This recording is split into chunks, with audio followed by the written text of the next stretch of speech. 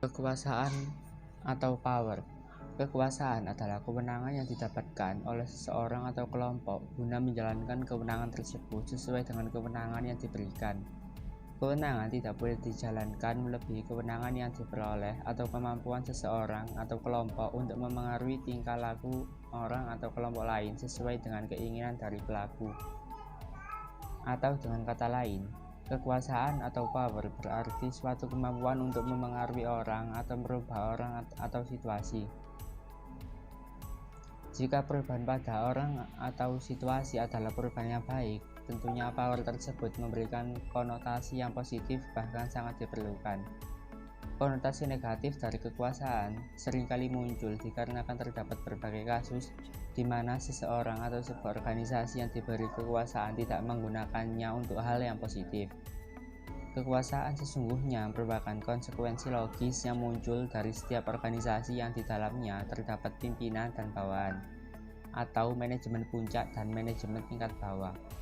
Karena organisasi merupakan kumpulan orang dalam pencapaian tujuan, maka organisasi ditujukan untuk mengubah situasi melalui orang-orang agar perubahan terjadi. Agar perubahan ini dapat terjadi, maka kekuasaan itu diperlukan. Faktor yang mendasari adanya kekuasaan. Menurut French dan Raven, sebagaimana dikutip oleh Stoner, Freeman, and Gilbert, terdapat 5 faktor yang mendasari lahirnya sebuah kekuasaan. Kelima faktor tersebut adalah reward power, service power, legitimate power, expert power, dan referent power. Reward power. Reward power atau kekuasaan untuk memberikan penghargaan adalah kekuasaan yang muncul sebagai akibat dari seseorang yang posisinya memungkinkan dirinya untuk memberikan penghargaan terhadap orang-orang yang berada di bawahnya. Sebagai contoh adalah kekuasaan yang dimiliki oleh seorang manajer personalia atau manajer SDM disebabkan posisi dirinya membawai seluruh sumber daya manusia organisasi atau tenaga kerja dari sebuah perusahaan. Misalnya, maka seorang manajer personalia memiliki reward power dikarenakan bagian yang lebih tinggi dari manajer personalia tersebut akan menanyakan mengenai kinerja tenaga kerja perusahaan melalui manajer tersebut. Akibatnya, manajer personalia memiliki kekuasaan tersebut. Orang-orang atau tenaga kerja yang berada di bawah manajer personalia dengan sendirinya memiliki semacam ketergantungan terhadap manajer personalia, sehingga manajer personalia tersebut dapat dikatakan memiliki semacam kekuasaan yang dinamakan sebagai reward power karena penghargaan terhadap kinerja SDM dapat dikatakan sangat tergantung kepada penilaian dari manajer personalia tersebut. Coercive power. Coercive power atau kekuasaan untuk memberikan hukuman adalah kebalikan atau sisi negatif dari reward power. Kekuasaan ini merupakan kekuasaan seseorang untuk memberikan hukuman atas kinerja yang buruk yang ditujukan oleh SDM atau tenaga kerja dalam sebuah organisasi. Setiap pimpinan pada dasarnya memiliki reward sekaligus service power ini. Oleh karena itu, setiap pimpinan perlu untuk sangat berhati-hati dalam menggunakan jenis kekuasaan ini, karena pada dasarnya setiap manusia tidak ada yang menginginkan untuk menerima hukuman. C. Legitimate power.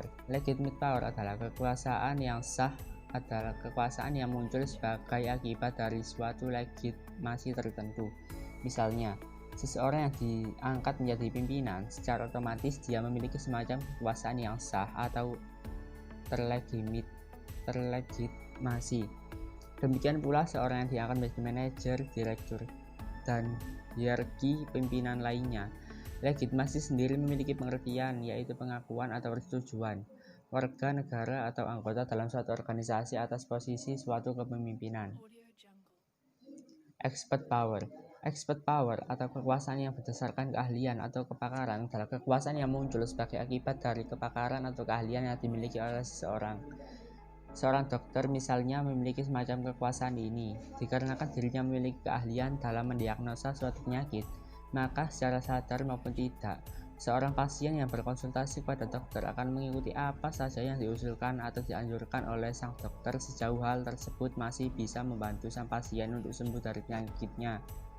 Demikian pula dengan pakar di bidang lainnya. Referent power. Referent power adalah kekuasaan yang muncul akibat adanya karakteristik yang diharapkan oleh seseorang atau sekelompok orang terhadap seseorang yang memiliki pengaruh terhadap seorang atau kelompok orang tersebut. Misalnya ketika rakyat menginginkan sosok pemimpin yang jujur misalnya, maka ketika ada sosok calon presiden yang dikenal sebagai seorang yang jujur, dengan sendirinya sang calon presiden tersebut memiliki apa yang dinamakan sebagai referent power. Tersebut dikarenakan orang-orang tengah menginginkan karakteristik yang dimiliki oleh sang calon presiden tersebut, yaitu kejujuran.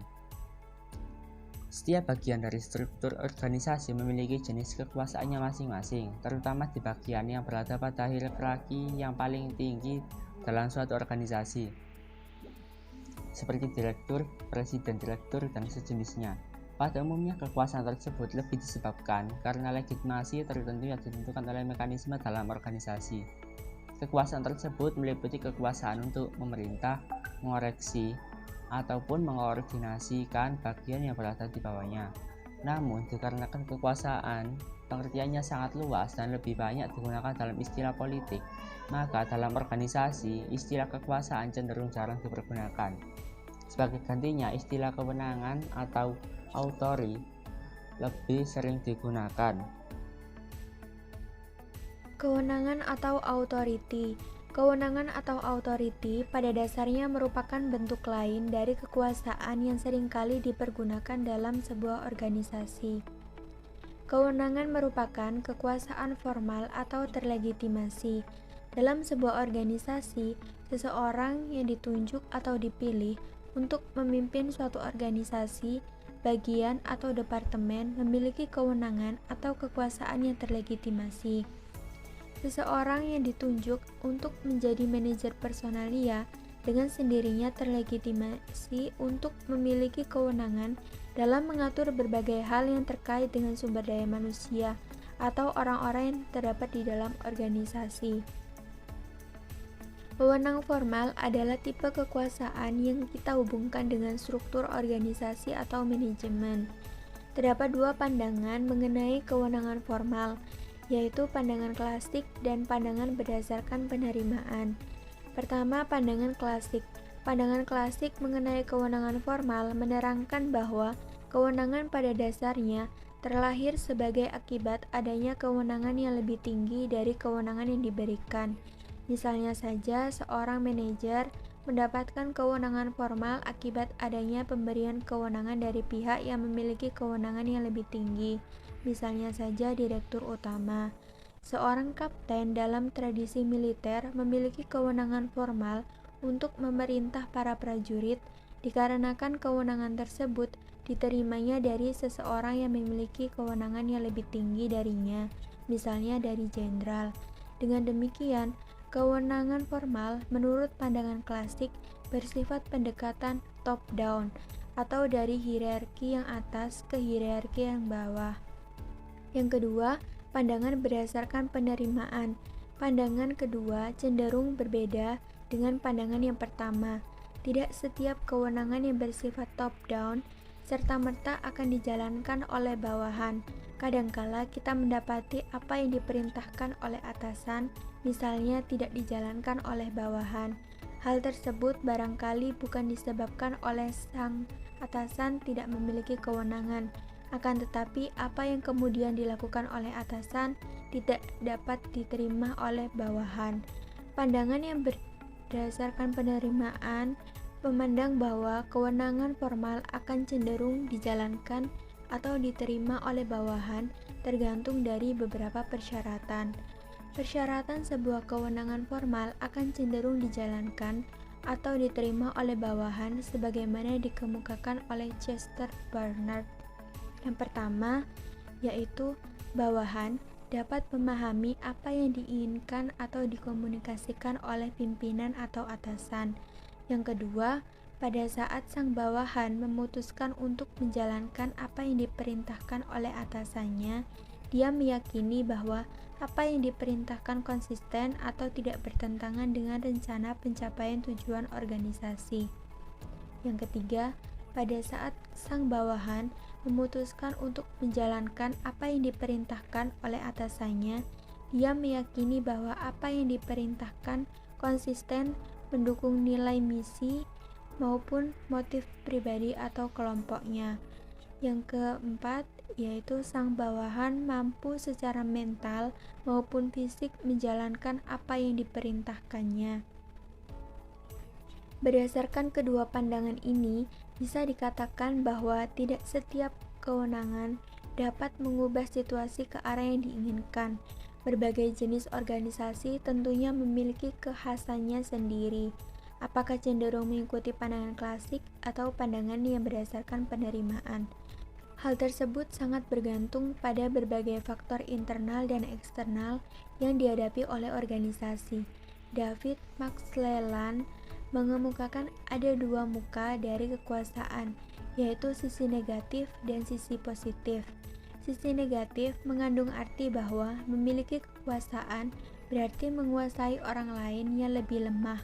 Kepemimpinan yang didasarkan atas sisi negatif, kekuasaan memperlakukan orang sebagai tidak lebih dari budak yang digunakan atau dikorbankan bila perlu. Hal ini jelas merugikan, karena orang-orang yang merasa hanya sebagai budak akan cenderung menentang kepemimpinan atau menjadi pasif. Sisi positif kekuasaan ditandai dengan perhatian pada pencapaian tujuan kelompok. Ini meliputi penggunaan pengaruh atas nama dan bukan kekuasaan di atas orang lain. Manajer yang menggunakan kekuasaan positif mendorong anggota kelompok untuk mengembangkan kekuatan dan kecakapan yang mereka butuhkan untuk meraih sukses sebagai perseorangan atau suatu organisasi. Penggunaan kekuasaan secara tepat merupakan motivator besar bagi anggota organisasi. Terdapat batasan internal dan eksternal kekuasaan dan wewenang. Batasan internal yang pertama yaitu anggaran dasar dan anggaran rumah tangga organisasi. Yang kedua, anggaran atau budget. Yang ketiga, kebijaksanaan, peraturan dan prosedur. Yang keempat, deskripsi jabatan. Batasan eksternal. Yang pertama, undang-undang dan peraturan-peraturan pemerintah. Yang kedua, perjanjian kerja kolektif. Yang ketiga, perjanjian dengan dealer, supplier, dan pelanggan. Jenis-jenis kewenangan. Kewenangan yang pertama yaitu kewenangan lini, yaitu kewenangan yang terjadi apabila terdapat hubungan langsung antara atasan dengan bawahan, yang berarti manajer melakukan wewenang yang utuh kepada seluruh bawahannya.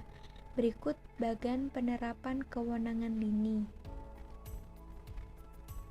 Yang kedua, yaitu kewenangan staf, yaitu biasanya staf mempunyai hak untuk memberikan saran, usulan, jasa, dan pendapat kepada manajer lini. Ada dua tipe staf, yaitu staf pribadi dan staf spesialis. Staf pribadi atau personal staff dibentuk untuk memberikan saran, bantuan, dan jasa kepada seorang manajer atau individual. Staf pribadi kadang-kadang disebut sebagai asisten atau asisten staf, yang mempunyai tugas bermacam-macam untuk atasan dan biasanya generalis. Sedangkan staf spesialis memberikan saran, konsultasi, bantuan, dan melayani seluruh lini dan unsur organisasi. Disebut staf spesialis karena fungsinya sempit dan membutuhkan keahlian khusus. Staf spesialis mencakup spesialis pembelian, personalia, hukum, pemeliharaan, dan sebagainya. Staf spesialis mungkin bertanggung jawab ke tingkatan-tingkatan organisasi yang bermacam-macam, seperti tingkatan divisi, tingkatan bagian, ataupun tingkatan cabang yang berdiri sendiri. Baseline mengajukan 6 pokok kualifikasi yang harus dipenuhi oleh seorang staf. Yang pertama, yaitu pengetahuan yang luas tempat di mana dia bekerja. Yang kedua, punya sifat kesetiaan tenaga yang besar, kesehatan yang baik, inisiatif, pertimbangan yang baik, dan kepandaian yang ramah. Yang ketiga, punya semangat kerjasama yang ramah. Yang keempat, kestabilan emosi dan tingkat laku yang sopan. Yang kelima, kesederhanaan. Yang keenam, kemauan baik dan optimis. Yang ketiga yaitu kewenangan fungsional, yaitu kewenangan anggota staf departemen untuk mengendalikan aktivitas departemen lain karena berkaitan dengan tanggung jawab staf yang spesifik. Berikut bagian penerapan kewenangan staf dan kewenangan fungsional. Sumber konflik lini dengan staf. Beberapa faktor dapat menimbulkan berbagai konflik antara departemen dan orang-orang lini dan staf. Faktor-faktor tersebut meliputi yang pertama, perbedaan umur dan pendidikan. Orang-orang staf biasanya lebih muda dan lebih berpendidikan daripada orang-orang staf, sehingga menimbulkan generation gap. Yang kedua yaitu perbedaan tugas, di mana orang lini lebih teknis dan generalis, sedangkan staf spesialis. Hal ini menimbulkan kejadian-kejadian sebagai berikut. Yang pertama, karena staf sangat spesialis, mungkin menggunakan istilah-istilah dan bahasa yang tidak dapat dipahami oleh orang lini. Yang kedua, orang lini merasa bahwa staf spesialis tidak sepenuhnya mengerti masalah-masalah lini dan menganggap saran mereka tidak dapat diterapkan atau dikerjakan. Yang ketiga yaitu perbedaan sikap. Hal ini tercermin pada yang pertama, orang staf cenderung memperluas wewenangnya dan cenderung memberikan perintah-perintah kepada orang lini untuk memberikan ekstensinya. Yang kedua, yaitu orang staf cenderung merasa yang paling berjasa untuk gagasan-gagasan yang diimplementasikan oleh lini. Yang ketiga, orang lini mungkin tidak menghargai peranan staf dalam membantu pemecahan masalah-masalahnya. Yang keempat, yaitu orang staf selalu merasa di bawah perintah orang lini. Yang kelima, yaitu di lain pihak orang lini selalu curiga bahwa orang staf ingin memperluas kekuasaannya. Yang terakhir yaitu perbedaan posisi. Manajemen puncak mungkin tidak mengkomunikasikan secara jelas luasnya wewenang staf dalam hubungannya dengan lini. Padahal organisasi departemen staf ditempatkan relatif pada posisi tinggi dekat dengan manajemen puncak. Tanggung jawab adalah kewajiban untuk melakukan sesuatu yang timbul bila seorang bawahan menerima wewenang manajer untuk mendelegasikan tugas atau fungsi tertentu. Manajer yang diberi wewenang menyadari terdapat tanggung jawab dalam setiap kewenangan. Mereka memiliki dua pilihan, yaitu menjalankan tanggung jawab tersebut atau menghindari dari tanggung jawab tersebut. Tanggung jawab tidak dapat dilimpahkan kepada orang lain. Wewenang diterima, maka tanggung jawab harus diterima sebaik-baiknya.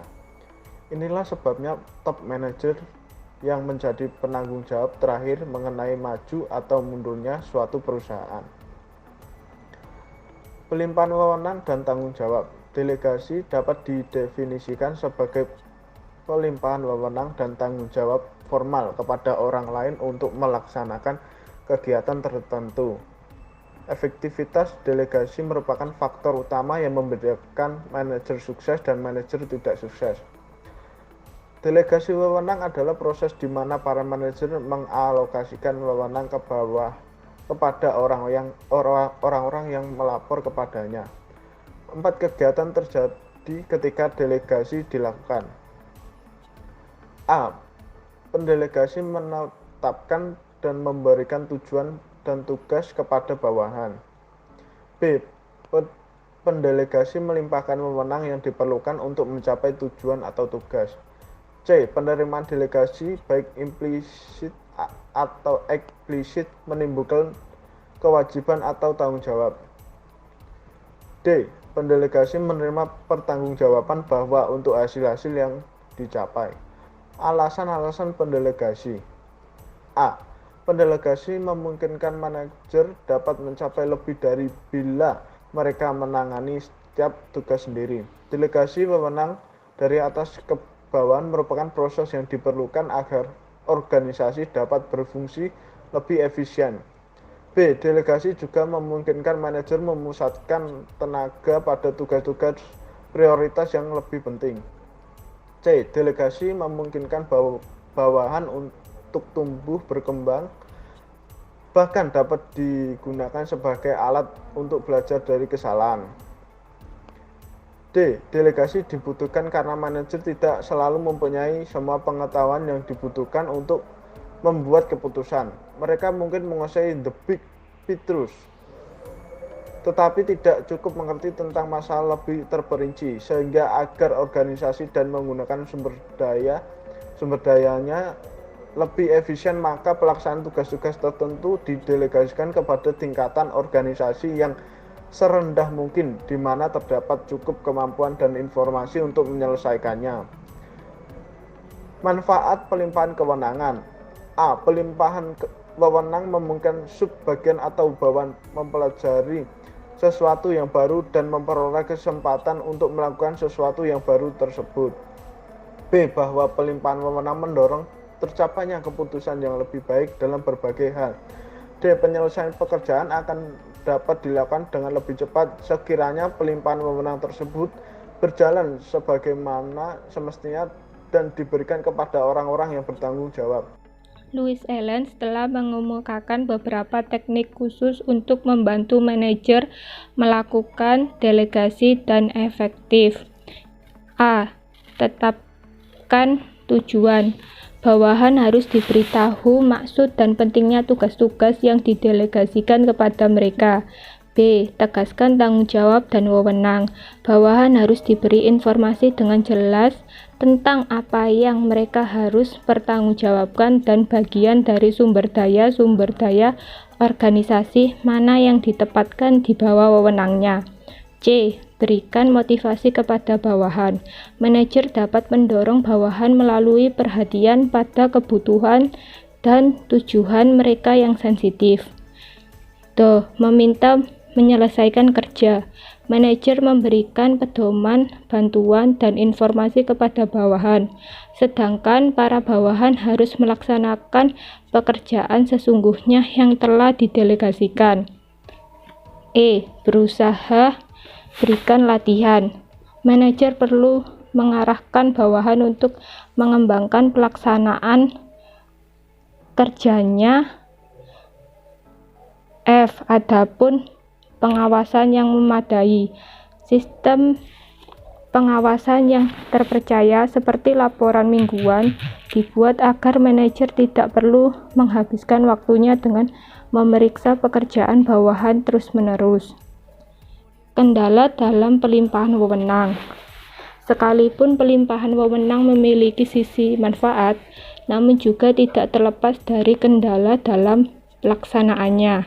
Staf yang tidak memiliki kemampuan atau kapabilitas untuk menerima dan menjalankan sesuatu yang didelegasikan kepadanya justru akan menghambat pencapaian tujuan di arah yang lebih baik.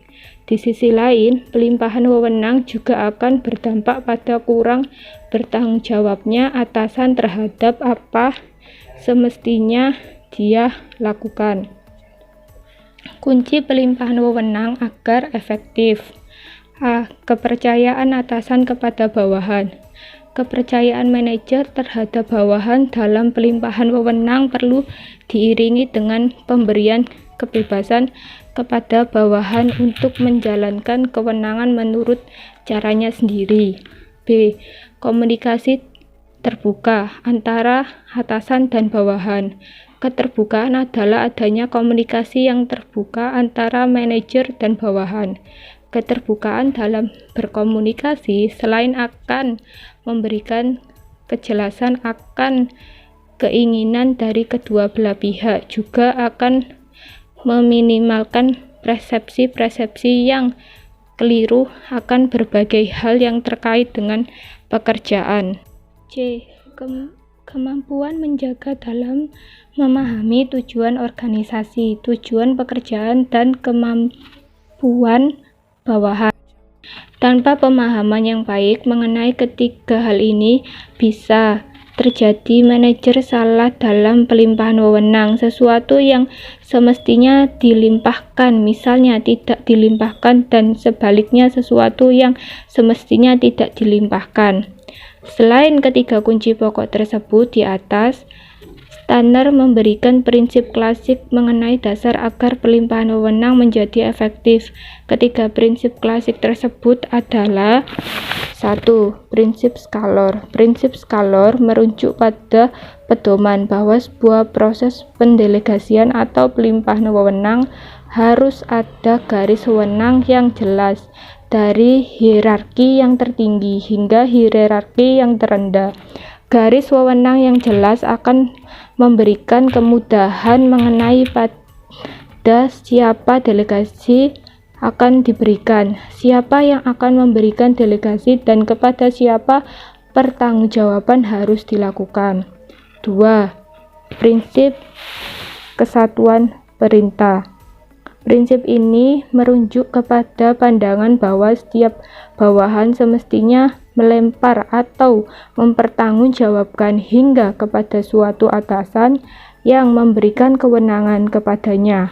Oleh karena itu, juga pemerintah semestinya berasal dari suatu sumber agar jelas siapa yang memberikan kewenangan dan kepada siapa harus dipertanggungjawabkan.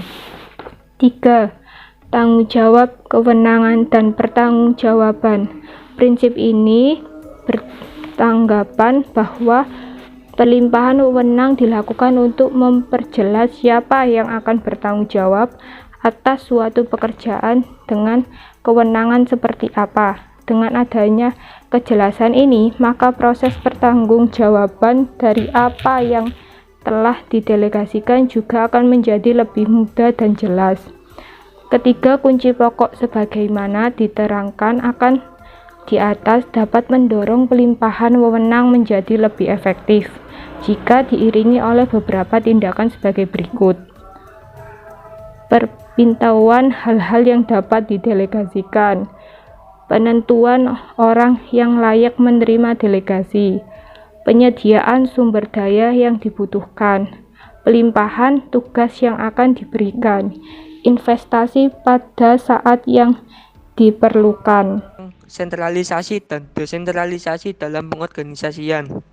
Sentralisasi yaitu merujuk kepada cara pengorganisasian di mana seluruh tugas, tanggung jawab, dan perintah dipusatkan dari hierarki yang paling tinggi untuk kemudian hierarki yang di bawahnya menerjemahkan dalam bentuk tindak lanjut dari apa yang telah diputuskan dari hierarki yang tinggi.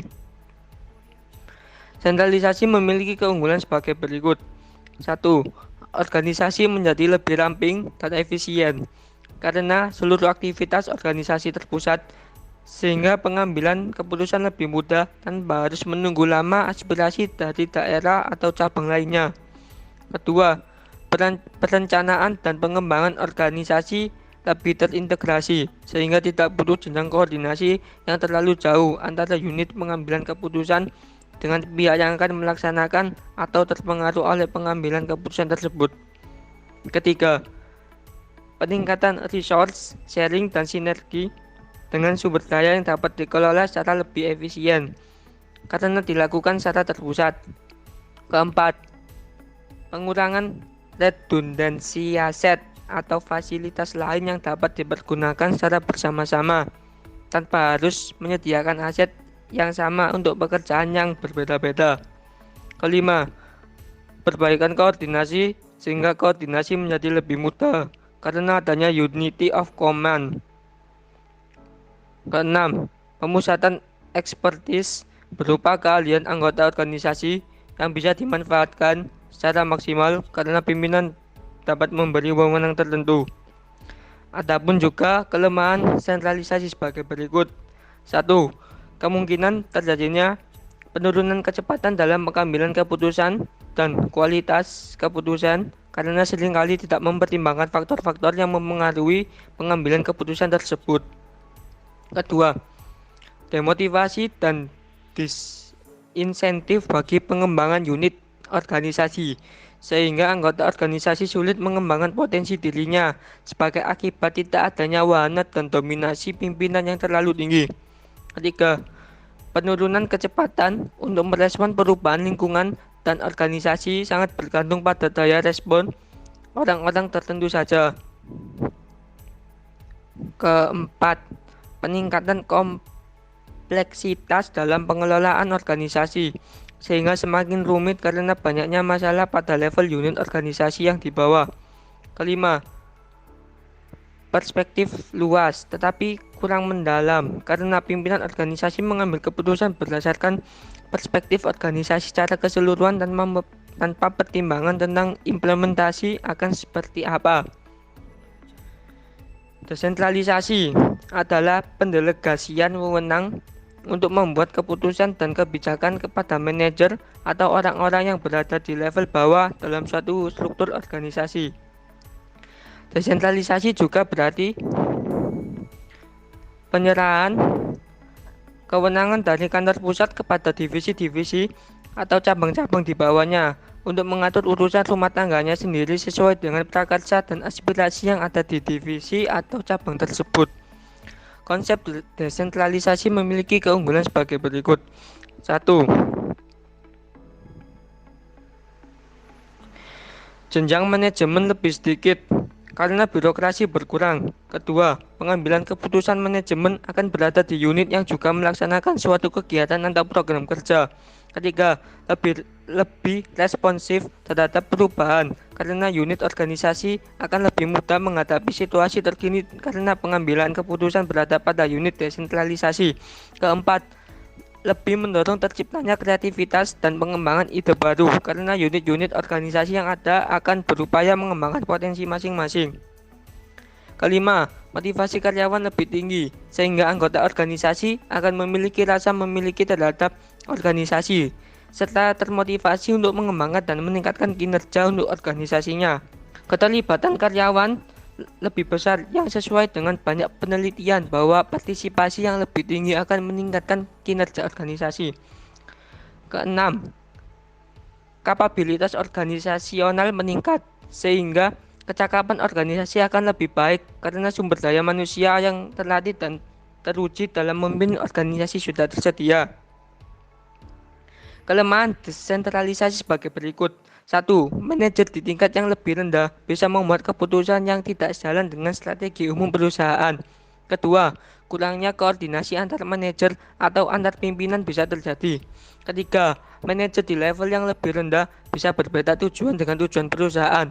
Keempat, cukup sulit untuk menyebarkan gagasan motivatif secara efektif.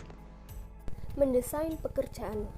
Desain pekerjaan adalah proses penentuan tugas-tugas yang akan dilaksanakan, metode-metode yang digunakan untuk melaksanakan tugas, dan bagaimana pekerjaan tersebut berkaitan dengan pekerjaan lainnya dalam organisasi. Desain pekerjaan merupakan salah satu faktor pendorong keberhasilan produktivitas organisasi.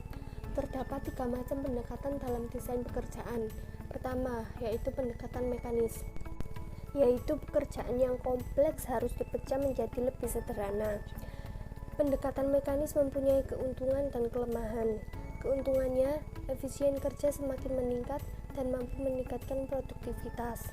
Kelemahan pendekatan mekanis yaitu menjurus pada pekerjaan yang membosankan, karyawan mengalami ketidakpuasan kerja yang tinggi, tingkat absensi yang tinggi, dan menimbulkan kecelakaan kerja yang tinggi. Kedua, pendekatan motivasi. Tujuannya untuk memotivasi karyawan. Yang pertama, pemekaran kerja, yaitu cakupan pekerjaan diperluas secara horizontal. Variasi lain dari pemekaran kerja adalah pemutar kerja. Kedua, pemerkayaan kerja, yaitu tugas karyawan ditambah secara vertikal yang berarti memberi wewenang yang lebih besar kepada karyawan untuk mengambil keputusan sendiri. Ketiga, mengatur jadwal kerja, yaitu memberi fleksibilitas jadwal kerja seperti jadwal kerja yang didapatkan dan jadwal kerja fleksibel. Ketiga, yaitu pendekatan biologis, menggabungkan pertimbangan tubuh manusia. Tujuannya menciptakan kerja yang seaman mungkin. Kecelakaan kerja dan kelelahan kerja ditekan serendah mungkin dan sering disebut juga ergonomik.